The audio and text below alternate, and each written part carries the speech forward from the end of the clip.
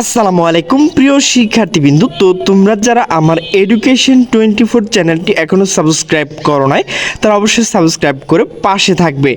তো তোমরা যারা জগন্নাথ বিশ্ববিদ্যালয় ইউনিটের সাবজেক্ট চয়েস দিয়েছিলে, তো তোমাদের সাবজেক্ট যে চয়েস তো সেটি কিন্তু ফলাফল প্রকাশ করা হয়েছে। তো আমি কিন্তু ফলাফলের যে লিঙ্ক তো সেটি কিন্তু ডিসক্রিপশন বক্সে দিয়ে রাখবো।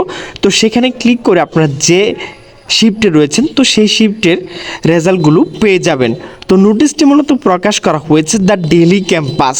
তো নোটিশে বলা হয়েছে জবি ইউনিটের সাবজেক্ট চয়েস ফলাফল প্রকাশ।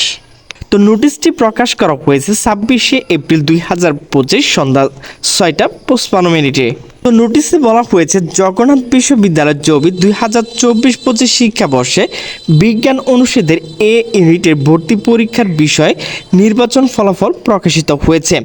শনিবার 26শে এপ্রিল এই তালিকা প্রকাশ করা হয়।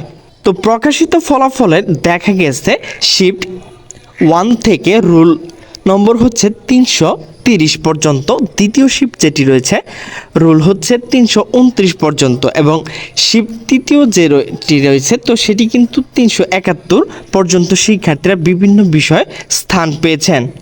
বিশ্ববিদ্যালয় কর্তৃপক্ষ জানিয়েছেন নির্ধারিত রুলের মধ্যে থাকা পরীক্ষার্থীরা তাদের পছন্দকৃত বিষয়ে ভর্তির সুযোগ পেয়েছেন। চূড়ান্ত ভর্তি ও সময়সূচি প্রয়োজনীয় নির্দেশনা দ্রুত জানিয়ে দেওয়া হবে।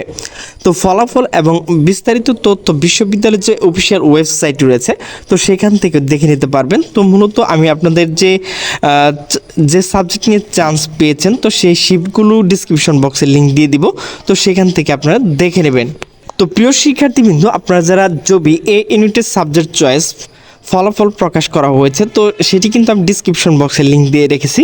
তো সেখানে ক্লিক করে আপনারা যে শিফটে রয়েছেন তো সেই শিফটে ক্লিক করে আপনাদের কাঙ্ক্ষিত যে সাবজেক্টগুলো পেয়েছেন তো সেটি কিন্তু সেখান থেকে দেখতে পারবেন।